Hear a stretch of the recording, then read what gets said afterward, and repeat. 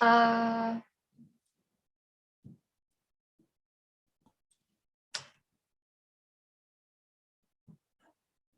So Phyllis, I think you'll kick it off, right? Yes. Okay, like how we discussed. Okay, cool. Let me see. Mel, Yes. the follow us live. Do I delete that? Yeah. Just move the starting soon and then you just do that. Got And it. then when you're ready, you just project it on the share, and then I will live stream. I will copy to LinkedIn and all that. Okay.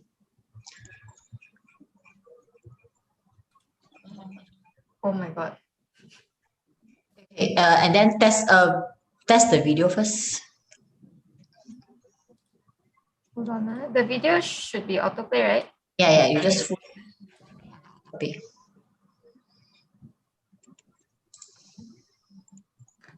Yeah. Okay. It works. Yeah, you share screen and then you autoplay it first.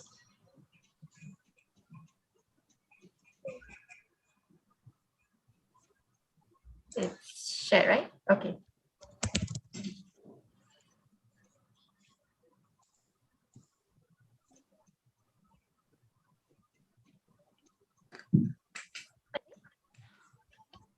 No sound. No You need to, sound. when you share screen, you need to share audio, Okay. the sound.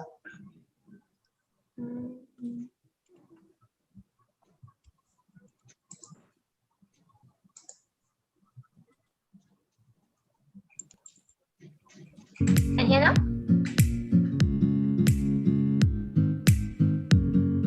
But you got some bar in between though. You need to close the two bars. Yeah. This one, huh? How do I close this, huh? Hide. You just press the top and go hide notification.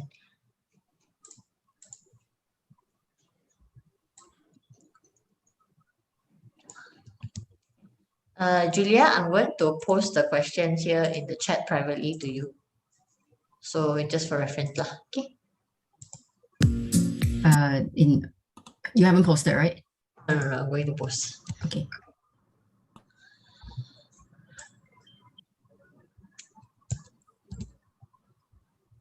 Let me.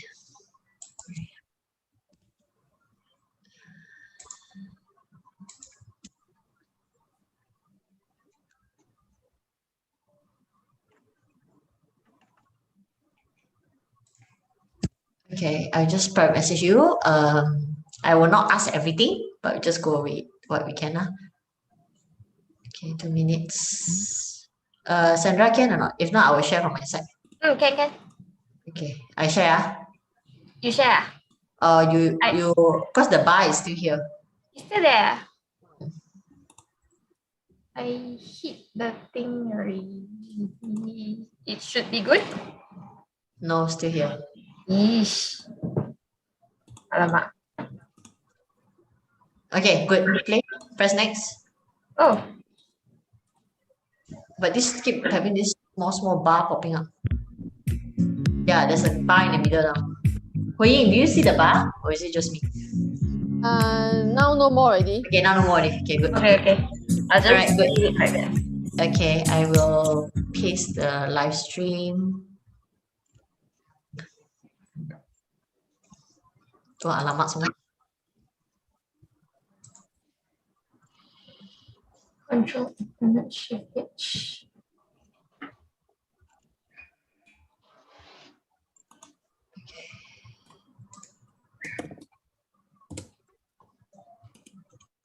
Okay. I'm going to add Papa all in. Wendy. Okay, in a bit we will add the rest in.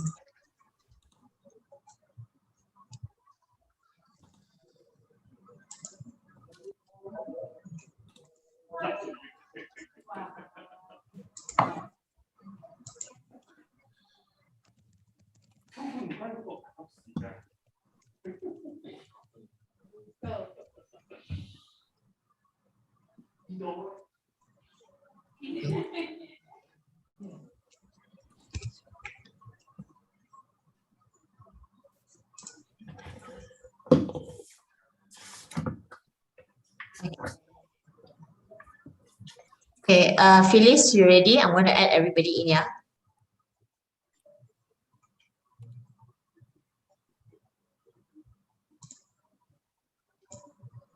Hey Mel, good morning. Good afternoon. Morning, Good afternoon. Julia, afternoon. hi. Hello, Hi, Julia. everyone. Hi. Mel, Fuzzy. before, are you already going to include everybody in already? Yeah, because it's 12:30. Oh, okay. Just wanted to say hello to Julia. Thank you so much for coming onto our platform. No. Pleasure. Thank you for having me. Sorry, Julia? So how do I wait? I'm trying to. No, I said a pleasure for having me. Thank you. Yeah, I love your virtual background. It's a LinkedIn Malaysia thing. We had a party at 2 years ago now, and with the backdrop of KLCC, we had a LinkedIn sign. So Wow.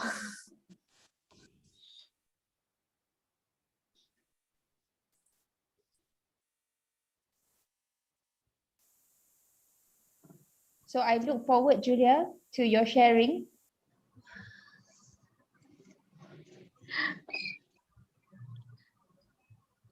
I'm actually very excited about today's topic because it's something that we are consistently trying to balance, yeah, career and family. Yeah, I know, right? And Julia, we thought that having your sharing in regards to how do you juggle and how your spouse, the other half, is actually also helping you.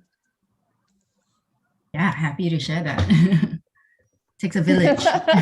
Takes a village. A kampong. we can all learn from that.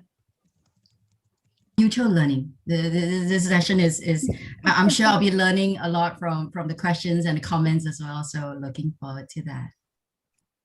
Right.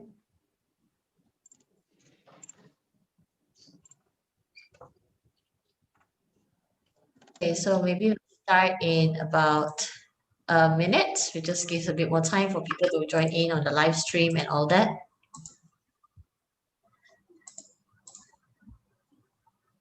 It's Wendy. Hi. Hi. It's been a while. So, I miss you guys. It's been a while. I know, right? Okay. Glasses number what? You remember that?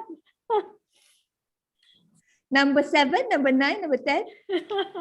Still the old ones that you saw before.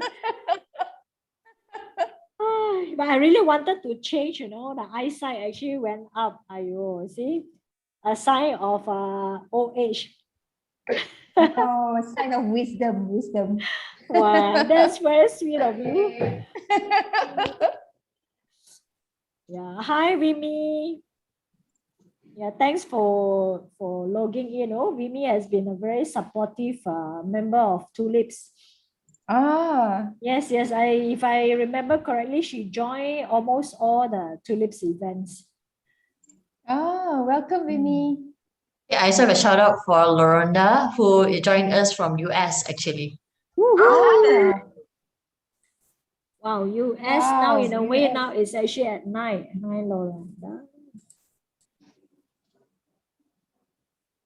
Well, speaking about that, in 2 days' time, we will have a AICI Global Conference hosted in the US. So it will start at 9 p.m. for 4 days. Can you Yeah. So I just finished an accreditation program, and the instructor is from US, California. So we okay. start our class at 7:30 in the morning. But her time is about 6 o'clock. So by the time we finish our class, she will be about 10 already. Okay, her. so yeah. Sometimes we struggle also, I just share with my team, I'm not sure that I should actually put makeup on or not. Because it will end like 4 or 5 in the morning. Ini pun dilemma juga, no joke. So start by 9, then of course by the time we end 8 hours later pun sudah in the midnight already. So what was the decision, on or off? You mean which one? The makeup? Makeup. Yeah. Let's do on the first night first and see how it goes. And see how's the rest, if everyone, pasang kuat-kuat, because this is on a platform for image consultants. I shared also this morning, in 2019 to Chicago. So I thought because we are kind of like tourists, right? So my baju I brought over also biasa-biasa because after the Chicago conference, I still need to go to Hokkaido. So, but the first day when I walk into the hall, right, I was surprised, everyone really pasang kuat-kuat. So after the session, I went out to buy baju. Can you imagine? Oh gosh. I think everybody's in. So Phyllis, you want to go ahead? Yeah, sure. Hi, good afternoon, everyone. My name is Phyllis Hill, and I'm part of the Tulips movement team. Of course, before we start, I would like to request for everyone to have their camera, their videos off, and also to mute your mic. I mean, this is to minimize any interference that may happen during the live streaming. So if there are any questions, please do type away into the chat. And also, we will have a group photo session towards the end of the talk. So that's when we can all turn on our cameras and give our big smile. Yeah. So just a short introduction on the Tulips movement. We are a Malaysian-based non-profit organization that focuses on women and youth development, empowerment. So Tulip movement is actually made out of volunteers who are passionate, of course, about giving back to society. Our purpose, of course, is to empower and transform women and youth to achieve economical, social, and personal development and success. And of course, LinkedIn, as we all know, is a dynamic and powerful platform focusing on professional networking. Yeah. So before we move on, here is a short video clip on what we do. What is it that we do in Tulips movement?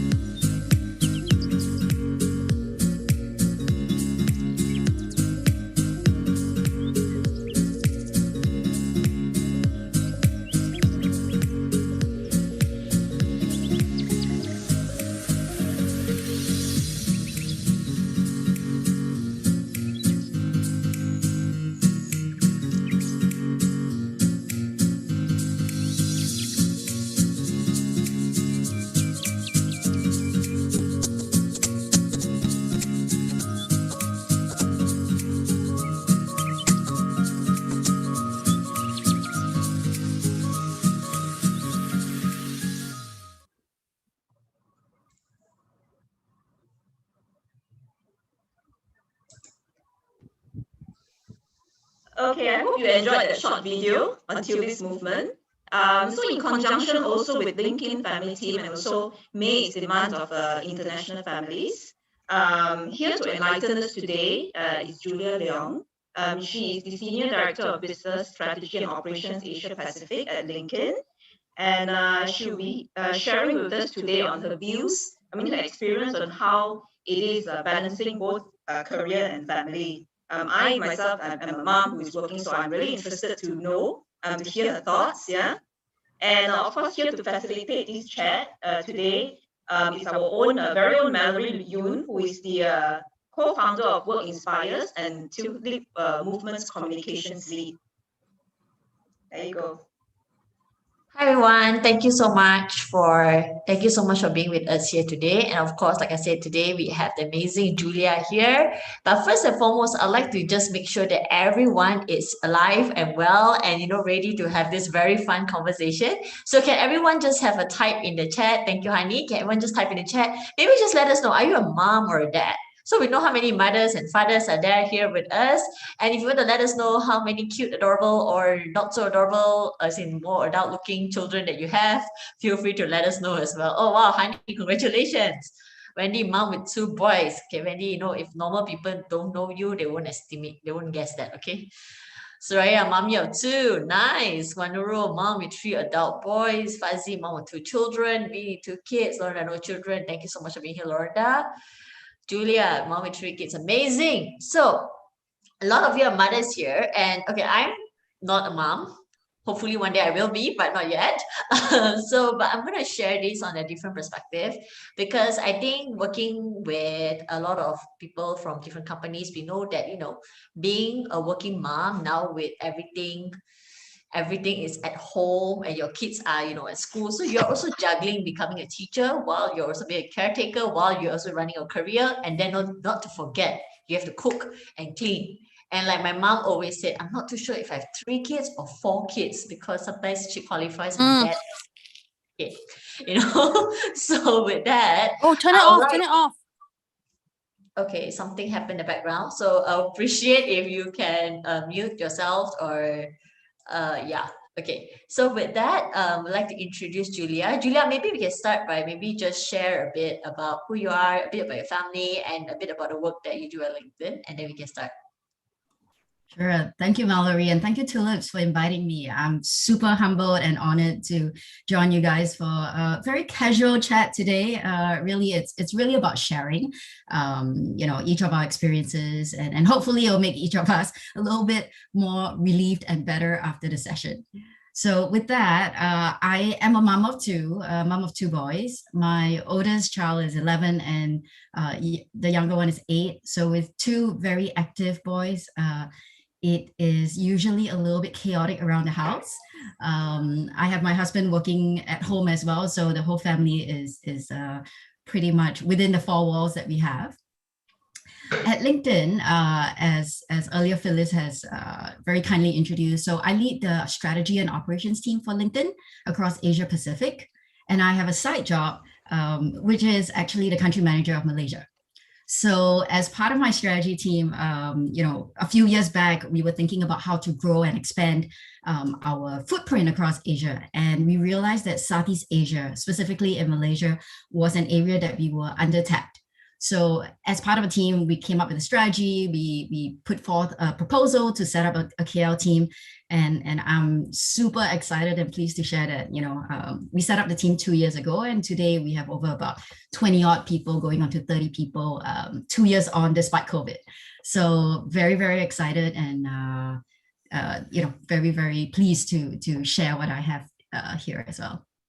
Oh, wow, that's impressive. And all that while juggling, you know, taking care of your family and all that, I really gotta applaud you. I have so much respect for you. And I think, okay, I don't know, but a lot of working leaders like to say that, you know, they're not just a mother at home, but they are a mother at work as well. Because when you have a lot of younger ones under you, you also have to make sure you take care of them as well. So maybe you can just briefly share with us, what is the proudest moment that you feel you have achieved as a mom, working mom, and also a career woman? Yeah, I think if I can break it down, you know, we play multiple roles, right? I mean, there's the role of being a caregiver if you have kids, so as a parent. But sometimes you also play the other side where you have elderly parents as well. And sometimes you have to play a caregiver on that front. And in addition to that, the third element of it is how do you take care of yourself or your partner, right? So there are really different levels of trying to manage oneself. And I would say the proudest moment, you know, as much as from a work perspective, I shared about KL office earlier, that's definitely one of my work highlights.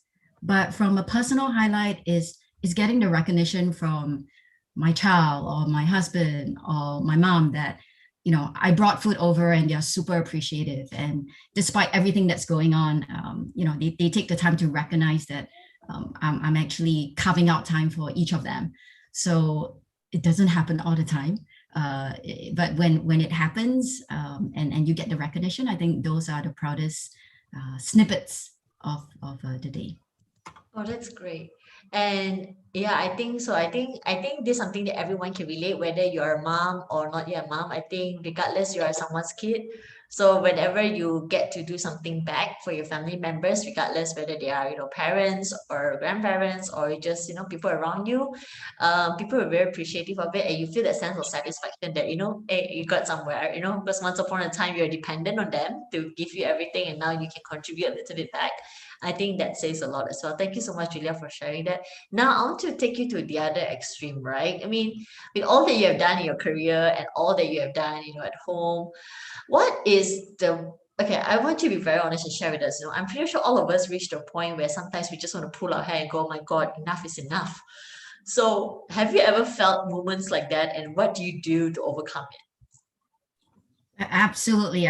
There's definitely moments like that. And, transparently, there are times where I have to hide in the bathroom while I'm showering so that I have 2 or 3 minutes of uninterrupted time because either my kids are yelling or there's a lot of stress. And, sometimes as much as we like to carve out a big chunk of time, that couple of minutes of like, okay, I'm showering, leave me alone, sometimes just help rebalance and recenter what I need to do.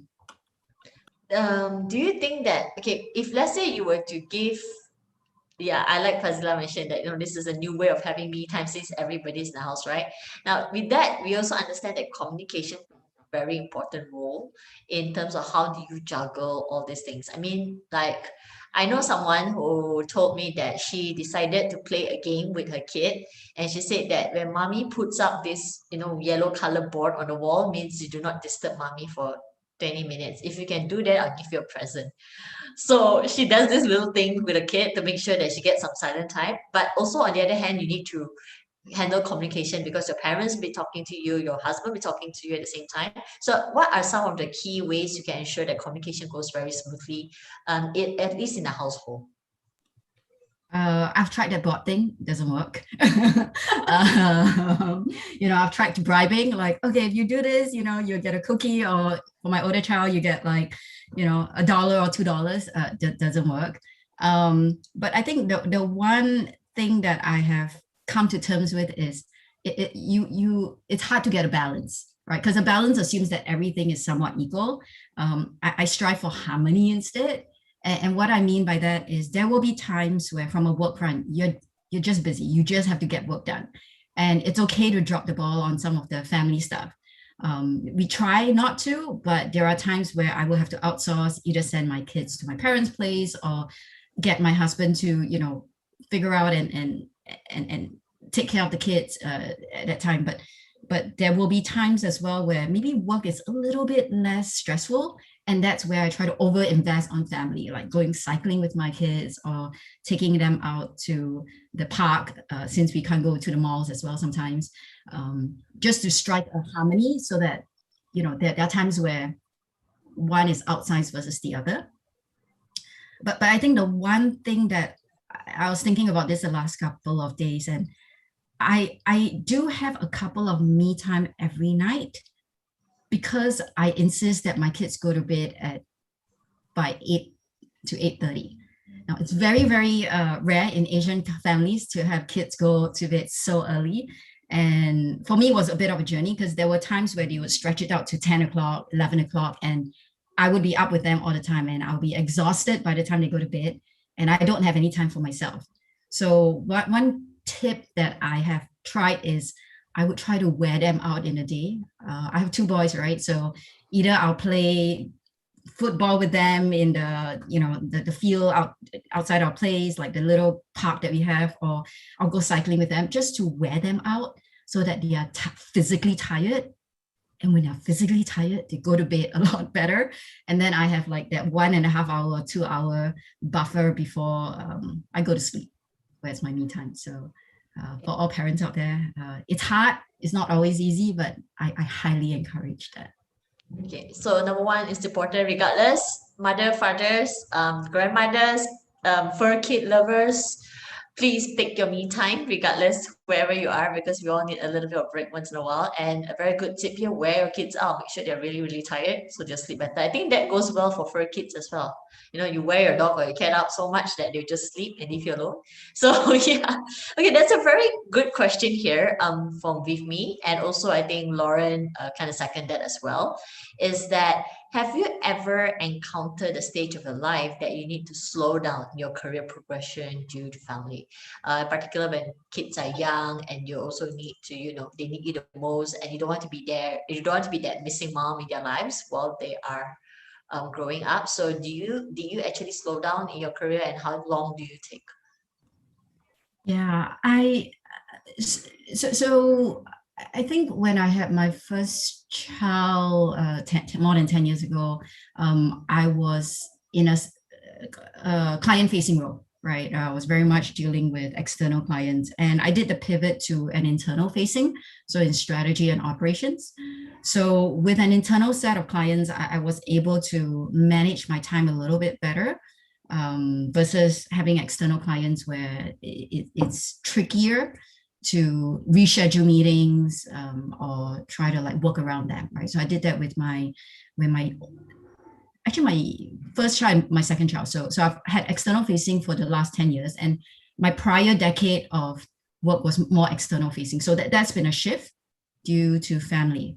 But I think more recently with the whole lockdown and the stress of burnout, I had a health physical scare, I guess, where I started to feel heart palpitations because, as you said, you're trying to be a working parent and you're trying to be a mom, you're trying to be a teacher, and there's a lot that needs to be done. And I think, candidly, I was very stressed with the kids. I was yelling at them. Not a great role model, but sometimes you're so stressed. And I started to have like cold sweat and heart palpitations. And that was a bit of a physical reminder for me to let it go, take it easy. It's okay if everything is not perfect. Thank you. And I think something, since we're talking about work as well, how do you have that conversation with your boss? When do you know it's a good time to have such conversation, or have any of the staff had that conversation with you, and what's usually your advice to them? Yeah, the one thing I do have set up with both my managers as well as my team is I have what I call a non-negotiable time, which is usually between 5 to 8 o'clock. Right. So what it means is that during that time, if you send me emails or if you send me meetings, I would try as best to avoid it if I can. I will come back online at 9 o'clock if I have to. But during that time, I need to prepare food for my kids. I need to make sure that they have done their homework and put them to bed, right? Or at least like get them into their room. And it's not easy because there are times where people will be like, oh, but that's the only available time. I try to stand my ground as best as I can. It doesn't always work, but I try, because if I don't have that time to just compress a little bit, then I'm not going to be effective at all, right, for anything else. So I have done that now for the last 4 or 5 years. The trade-off for that is there are times where I will have to go back online at 9 p.m. to get work done, and I don't finish till like I don't finish till midnight or 1 a.m., right, because you just have to get work done. But that's how I try to balance and create a bit of a trade-off. Yeah, I think that's good. I think that also answers a few of the questions as well. But it is important because with all this change in working style and working habits, where when people say you're at home, you kind of don't stop working, especially with the laptop with you now, you definitely don't stop working. So I remember someone said to me, I miss those days where we had pages and we had to run to the payphone to call, because if you don't get the memo or you can't reach a payphone, you don't have to answer. So but these days, with our phone always with us, with our gadgets with us, with all this accessible technology, people expect it to be there all the time. So I think it's like what you said, it's important for you to have that conversation and try your best to have such conversation. But also for all those bosses out there and leaders out there, also take note that these are real conversations that people need to have with you. So it's important to have that open mind and open doors to be transparent and communicate accordingly as well. So somebody asked here, Fedora asked here, in your opinion, is it possible to have it all? Like, if not, what has got to give? I think having it all depends on how do you define having it all, right? You could have a very, very high standard of like everything has to be perfect. versus having it all where everything is okay, you know, it's not ideal, but everything is at a 50%, so to speak. For me, I again, there are times where I would strive to have like 80% on career, and I may sacrifice, trade off family like 20, 30% for a period of time. Now, if I do that for years and years, I don't think that's sustainable. But if I do that for like, maybe there are 3 weeks where it's just very intense and I just have to get something out the door from a work perspective. But when things kind of slow down a bit, then I try to overinvest. So I may invest like 60 or 70% time on family, and then maybe from a work perspective, chill a little bit more, and not go as hard, both on myself and the team, right? Because otherwise your team will get burnt out as well. Yeah, that's a good thing. I think it's always important for you to take note of what you're sharing for yourself. It's also important to what you give to your team. Don't just say that you do it for yourself, but you forget that, your team are also parents as well, and they need to understand that, and you need to understand that, hey, they are also at the point where everyone's going through different things. Okay, I'd like to ask a bit let's talk about work context a bit, okay? What are some best practices that LinkedIn has done in order to help, with this, like in Malaysia is going back to a almost total lockdown again tomorrow. And I already had conversation with, some of my clients, and they go, okay, you know what, I'm going to go back to this hell of while having meeting, baby crying in the background kind of situation. So is there anything that LinkedIn is doing or has done to help with this sudden change of work habits and work behaviors? Absolutely. So LinkedIn has been a very generous employer. We have this program called Lift Up, where it's very much everybody is stuck in different countries, right? Where the situation is slightly different, but the theme of being burnt out, the theme of being stuck at home has always been there. And there are realities of different families. So some examples of within the Lift Up program is maybe about 2 months ago, LinkedIn decided to give all the employees around the world, if they're not in a critical position, a week off, just so that we could decompress, get our home life and everything in order. And there is something beautiful about the whole company shutting down, because nobody sends emails during that time. The challenge with having one region shut down, but the other region doesn't shut down, or the other function doesn't shut down, is people still send emails. But in this case, like, everything was shut down. So again, it's a massive luxury that LinkedIn has provided. And the other very compassionate program that we have is, we call this employee assistance program, right? And we recognize that there are some families where they are the sole caregiver, and they would have to actually be the ones caring for their family. And they may have tried to strike a balance or strike a harmony, but maybe that just hasn't been possible. LinkedIn provides a 60 days paid leave for these special situations. And we definitely have colleagues in Malaysia, in Singapore, and across Asia Pac who have taken advantage of it. Oh, wow. 60 days, compassion days, week off. So nice. It's a very generous company, yes. Okay. All right. Okay. Let's say I will just give you a hypothetical question, because let's say if you are not in a company that is so generous, right? But in your own personal capacity as a leader, what are some things you advise leaders to do? Let's say I'm working in we call it Chinaman company, not to be anything, but you have to clock in. I even have some people say, I need to see my team face to face. This work from home thing is not working out, kind of situations. So, but as a leader, you can do something on your own capacity. So what are some things you would advise leaders to do on your own capacity to help facilitate working parents? Yeah, it's a bit like the China 996, right? Which is you work from 9 to 9, 6 days a week. So I get that. I think as a leader, one would like to think that you hire good people, right? And if you hire good people, you want to get out of their way so that they can actually just get the work done instead of micromanaging. And there's also this philosophy where sometimes you want to work yourself out of a job, because if you're able to work yourself out of your current job, then you can take on a bigger role, right? So I've had that philosophy where once there is trust established, then I want to make sure that I give them as much room to do what they need to do and grow as an individual. It's a slightly different philosophy from some of the Chinese 996, but But if you hire people that you don't trust, then your life's going to be really hard as a leader. So you might as well hire people that you trust. And if it's not somebody that you trust, then can you learn to trust that person? And if not, maybe that person is not in the right role. Like, it's a bit controversial, that statement that I've made, but no point for you to have somebody on your team that is miserable. And if he or she is not happy, then he or she deserves happiness maybe somewhere else. I don't know. Yeah, I think that's a good point. Now, trust, end of the day, is the foundation of, I think, both household as well as an office place. As long as you have good trust, then I think a good foundation can be built regardless. So thank you for sharing a bit about that. I'd like to take your attention a bit to, back to the other half. So let's talk about the other half. Maybe you can share a bit about what are some of the great things that you both have put together in order for you to raise a strong family while also building. I think you mentioned that he's also working at home as well. So how do you both juggle everything and keep the family strong while also building both your careers at the same time?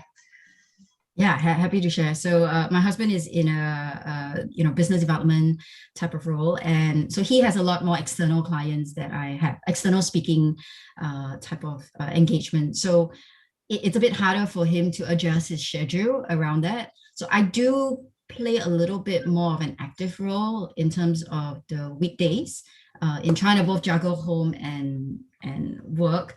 But I would say he helps a lot on the weekends, where on the weekends, like Sunday morning, for example, I would tell him that I need to sleep. So let me sleep till 9 or 10 o'clock, and can you just deal with the kids? And he does that. So he's definitely helped. And, again, that there are times where if work becomes very, very urgent that I need to do, then we'll have a conversation and figure it out.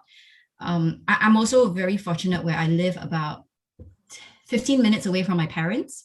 So if worst case, the two of us struggle with the demands of work, we ship our kids off to our parents' place where they help look after our kids. So I'm very blessed to have that extra avenue of help. I think that's also where it's important to actually ask help, right? Would you agree with that? So is there any advice for ladies? Because I understand that ladies are also known as superwomen. I mean, not just ladies, sometimes men as well. And we tend to hold everything, as like, some men have this thing that they're the head of the family, they have to provide everything. And some ladies feel like, they are the strong forward, they have to hold the ground. So at one point, everybody's feeling like they have to do everything, but hey, we're not supermen, right? Or superwoman in this case. So what other advice do you have to tell ladies that, it's okay to seek help? Yeah, I definitely asked for a lot of help. I think in the initial days, especially at the start of COVID, shared earlier, where I was trying to do everything and my body was physically telling me that you cannot. Like the fact that I'm in cold sweat at time, or that my heart palpitation comes about, like I feel like even my breathing becomes shallower and temper rises, right? And it just becomes unhealthy for yourself and the family. And I think those are the times where I would tell my husband, like, I cannot do it. Like, please either help me, or I would have to reach out to my mom and dad and say that, like, can I put my kids there for a few hours so that I actually have a couple of hours of like just being able to catch my breath, right? But yes, I think it's hard for women sometimes to ask for help because we feel like we can do it. But if you don't take care, I think the theme of it is if you don't take care of yourself, you won't be able to do everything else. Yeah, they say put the oxygen mask on you first, and then only put it over your kid and everybody else, right? Exactly. Yeah. And I think, yes, I think everybody is quite agreement for this, having the right support system. And sometimes support system also expands out of just your home. Like besides just your husband, your partner, you can also ask your family members. It's okay. I think I do know a lot of people that don't dare to go back to their parents to ask because they feel like, I've moved out, I have my own kids now. My parents have done a lot, so I should not be bothering my parents anymore. But speaking of Julia's experience as well, I think they will definitely be able to help you if they can. And as well as don't be afraid to seek help at work. If you feel that it's a bit too much at home and you do need some time off, it's okay to talk to your boss about it. Somebody, Hui Ying asked, how do you think the pandemic has helped to shape relationship with bosses and family members? Has it strengthened with more support and experience? So from a work perspective, I think it has actually leveled the playing field. And what I mean by that is, if you're based in the headquarters, you tend to meet in person in face to face, and people from outside the headquarters would have to dial in and be a VC member, right? So there's always a little bit more energy and chemistry when you're physically seated in a room.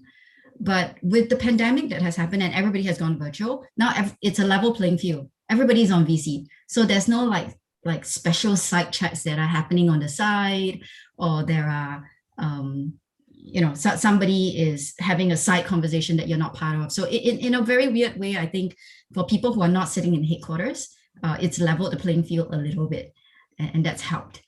And from a personal front, like my family, I think in a weird way, it's also strengthened my relationship with my spouse, because prior to that, as a country manager for Malaysia, I was traveling to KL. I'm based in Singapore, by the way. So I travel to KL pretty much every week or every other week. And I'll stay at least 3 nights, right? 2 or 3 nights.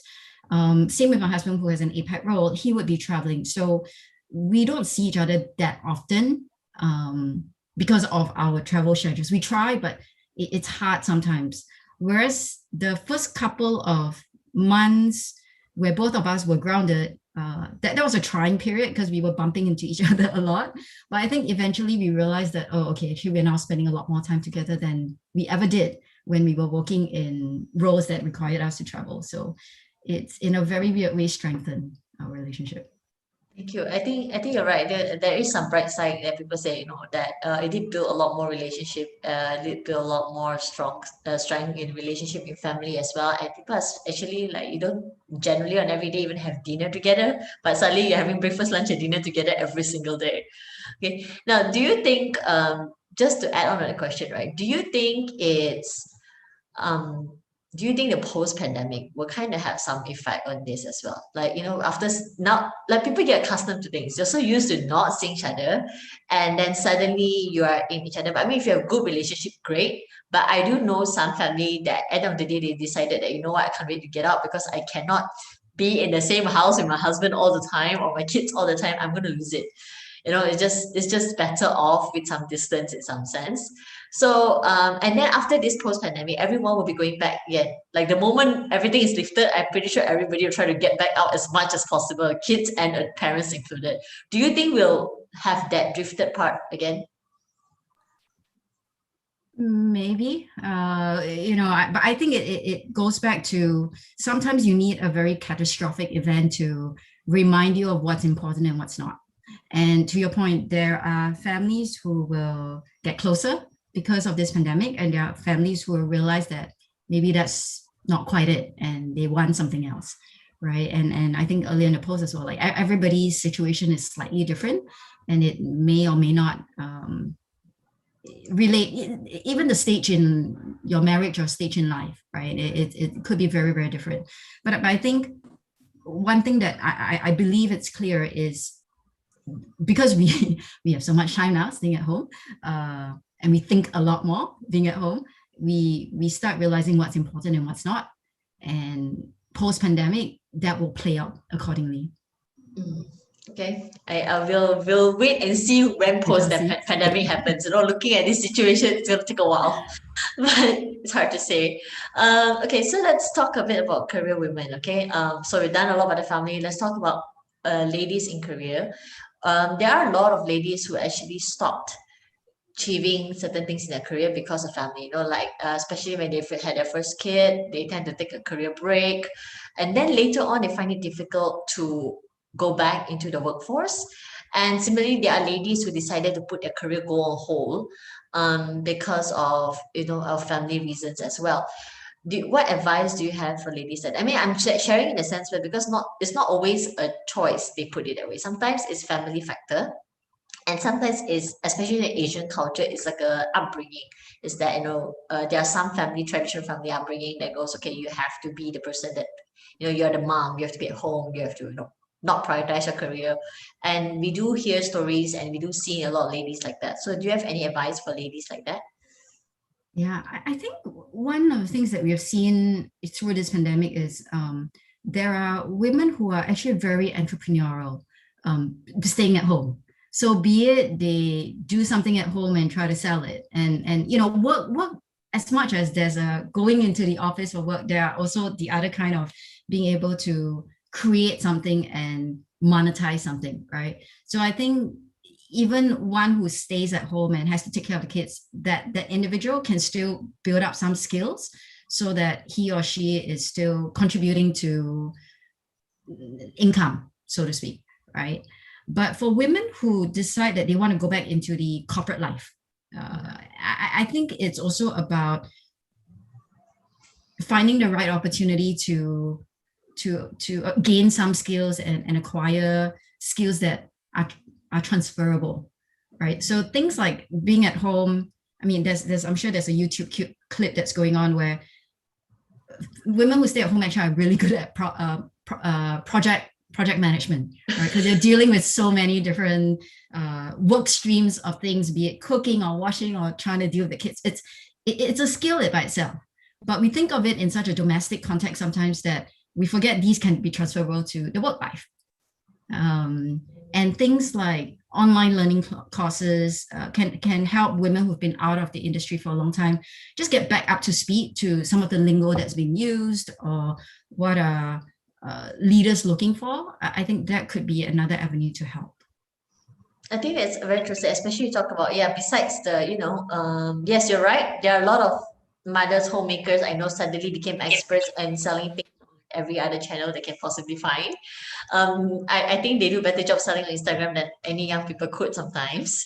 And secondly, I really like the perspective for transferable skills because a lot of times you look at home things as, domesticated, like you mentioned. But I remember my auntie was telling me that, her husband has a meeting at a certain time. Her first kid has, a lunch break at this time. Second kid has a lunch break at this time. Everybody wants to eat fresh food. So she has to cook, manage, prepare, getting them to class and all that on time. So that itself is a very good skill, but I think people don't see it that way. So it's for all the ladies and men out there, when these are home skills that you picked up that, you can actually bring back to the actual working force. So perhaps it's time to, really go and further and see where else can you explore if you're really interested to go back to the corporate world. All right, with me have a question here. After having my own family and so busy with kids at work, sometimes I do feel guilty of not spending time to take care of my parent. We'd like to hear your perspective on how can we handle this area the best that we can. So now you're not just juggling your husband, your kids, your chores, you're also juggling mommy, daddy. So what's your perspective on that? Yeah, I think the way I get around it is I bring my kids over, because at the end of the day, I think parents they usually have a bit more free time, right? And because they have more free time, there's a nice fit with them and kids, because kids need a lot of attention and parents have a lot of time. Their grandparents have a lot of time, so they can match. I think guilt is something that exists in every working parent, probably moms a little bit more than the others, but even singles, right? I'm sure there's guilt in like, oh, maybe I should visit my mom a little bit more. I should visit my dad a bit more. I think guilt will never go away, but it's just how you manage it and how you find opportunities to make it up, to make yourself, to know that you are trying, right? I think that's the most important thing. Yeah, I completely agree. Sometimes when you look back, there's always something to feel guilty about and something to regret about. But I think the only way is we can move forward. So just start doing little things to, make things count when you can. Okay, we're probably going to have time for about two more questions. So for everybody else there who still have questions, just keep it coming, about two more questions. Meanwhile, I'll ask Julia this question. Do you have a coach or mentor that guides you and supports you, or knocks some sense to you if needed at different aspects of your life? Maybe you can share maybe one or two mentors that you really are thankful to have. Yeah, so I've been privileged to have a few different coaches and mentors in my last 20 years of my working life. I think one of them is my previous manager, right, from CNM back in the day, and he is a very straight up kind of leader where he says it as it is, and I've definitely learned a lot from that. I think sometimes there's also this concept of not just a mentor, but a board of directors. And what I mean by that is every mentor, every coach will bring something different.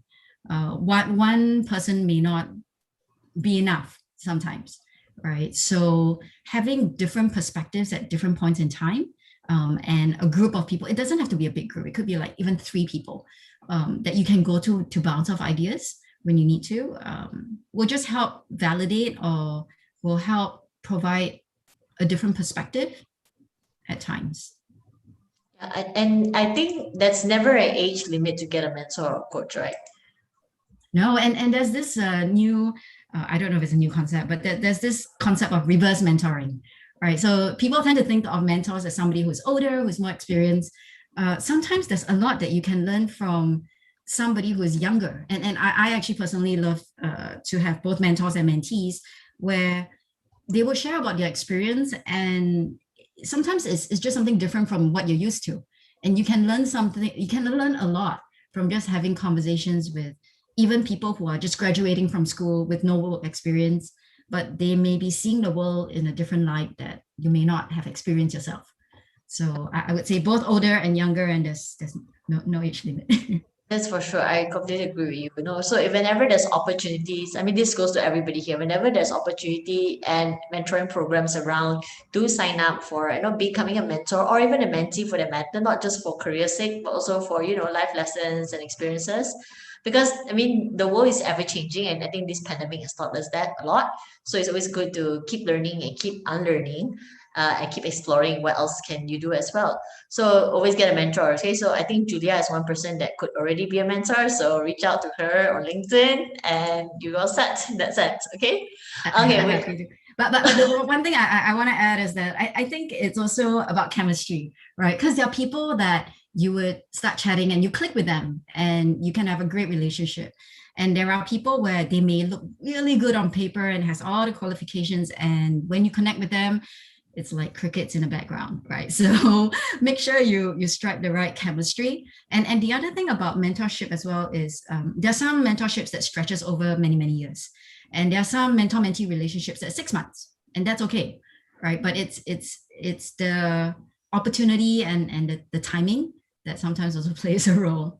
Yeah, it's like, sometimes you get that aha moment just by watching or reading something that you've read 1,000 times, but it's just meant for you at that right time, at the right place, and the situation that you're going through. So completely agree with you on that. And I'm very high advocate on mentorship. So please go and get a mentor if you can. Okay, one last question just to end the session before we take a group photo is that, do you have any, like moving forward, things may get easier for everybody, but things may not also get easier. We really can't predict what's going to happen moving forward, right? So what are your advice to all ladies and men out there, in the sense where how do we keep our mental emotional composure and also stay resilient as we push through this time? Yeah, I think you summarized it well, Mel. I think it's about trying to quiet that self-limiting voice in your head, because there's always a voice in your head that sometimes tell you that I'm not sure if I can do it, there's too many things going on, and sometimes if you listen enough to that voice in your head, you believe it, right? I think at least in my career that voice is always there, but sometimes I'll just like, okay, just try. What's the worst thing that can happen, right? And sometimes things may not work out as well as it did, but for the most part, everything has been a learning experience, and I've always gained something out of it, whether good or bad, that's subjective, but just try, just be curious. I think that has helped me in both my career, actually my career a lot. You're just being curious about what's out there and just giving it a shot. That has often opened doors.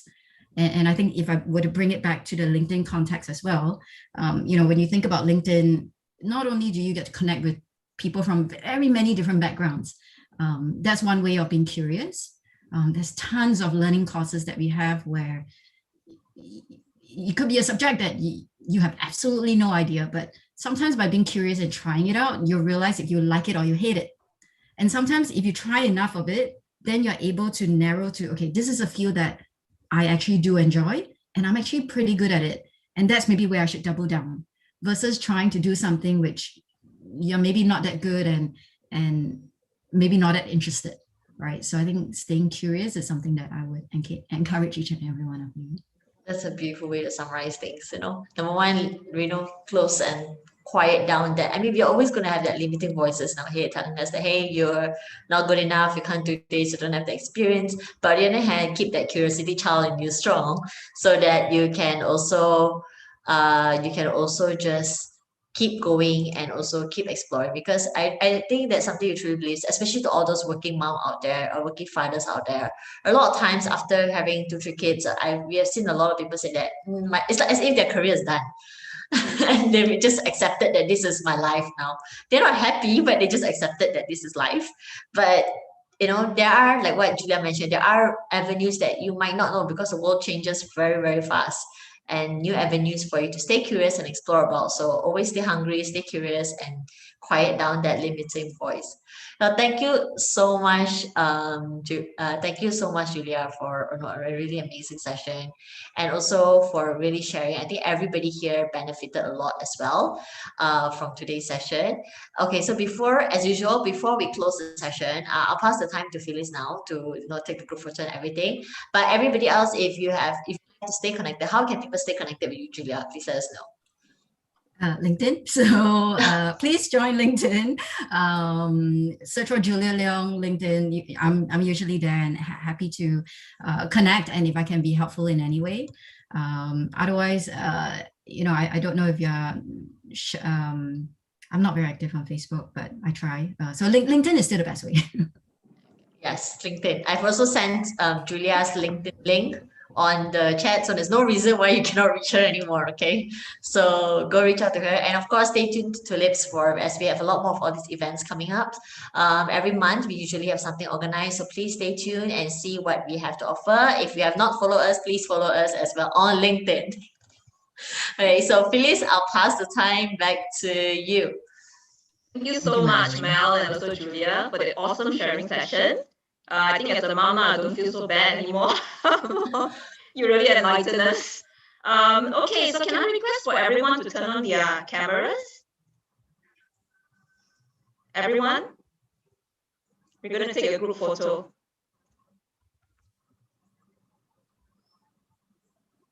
Give your biggest smile.